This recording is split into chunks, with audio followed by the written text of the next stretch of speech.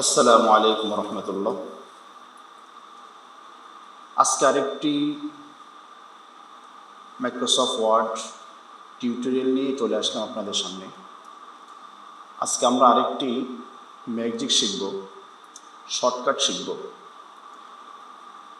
সেটা হলো, আপনারা দেখতে পাচ্ছেন যে আমার এখানে তিনটা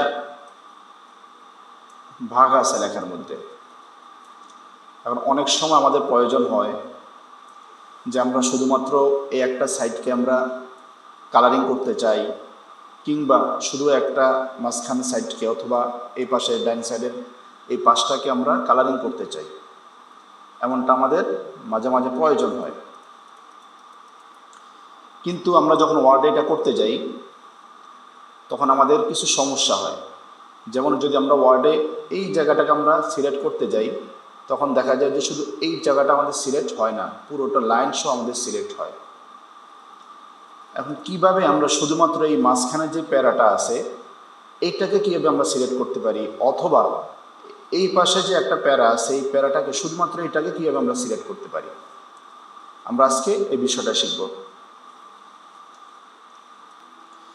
এই জন্য আমাদের যা করতে হবে সেটা হলো, শুধুমাত্র একটা কিবোর্ডের একটা কি বা একটা সুইচ চেপে আমরা মাউস দিয়ে ড্র্যাগ করে আমাদের কাঙ্ক্ষিত লেখাগুলো বা যে লেখাগুলো আমরা কালার করতে চাই বা যে লেখাগুলোতে আমরা ভিন্ন কোনো ফন্ট দিতে চাই, আমরা এভাবে এটাকে সিলেক্ট করতে পারি। তো আসুন দেখে নিই সেটা কিভাবে। তো এই জন্য এভাবে আমরা চলে আসতে হবে আমাদের মাইক্রোসফট ওয়ার্ডে আসার পরে এভাবে আমরা একটা ডামি টেক্সট আমরা তৈরি করে নিব। প্রথমে প্র্যাকটিস করার জন্য ডামি টেক্সট কীভাবে তৈরি করতে হয় তার আগে ভিডিওতে আমরা দেখিয়েছিলাম।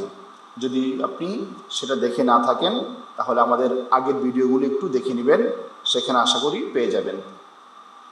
তো এই জন্য আমাদের যা করতে হবে, এই জন্য আমরা যে অংশটি আমরা সিলেক্ট করতে চাই ওই অংশটিকে সিলেক্ট করার জন্য আমরা আমাদের কিবোর্ড থেকে ALT অল্ট্রা, আপনারা আমার স্ক্রিনে দেখতে পাবেন, আমি যখন অল্ট্রা কি ক্লিক করব তো আমার স্ক্রিনে বেশি উঠবে।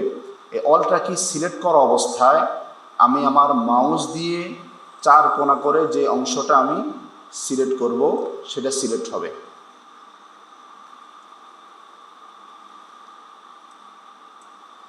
আপনারা দেখতে পাচ্ছেন যে অল্ট্রা কি চিপে ধরে আমি যে অংশটি সিলেক্ট করলাম ওই অংশটি আমাদের এখানে সিলেক্ট হয়ে গেল।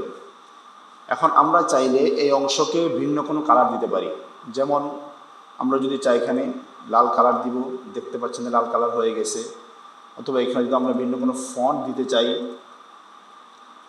আমরা এখান থেকে এটাকে ভিন্ন ফন্টও দিতে পারবো। এই যেভাবে আমরা এটাকে ভিন্ন ফন্ট আমরা দিতে পারবো। তো এভাবে আমরা প্রত্যেকে প্র্যাকটিস করে নিব যে আমরা আসলে এটা পারবো কিনা, পারি কিনা। আমি যেভাবে দেখাইলাম এভাবে আপনাদের হয় কিনা। যদি কারো কোনো সমস্যা হয় আমাদেরকে কমেন্ট করতে ভুলবেন না, অবশ্যই কমেন্ট করবেন। আর এভাবে ট্রিক্সগুলো শিখতে, আরও সুন্দর সুন্দর ট্রিক্স পেতে আমাদের মারকাজুল বুনিয়ান আমাদের এই পেজটিকে ফলো করে রাখবেন।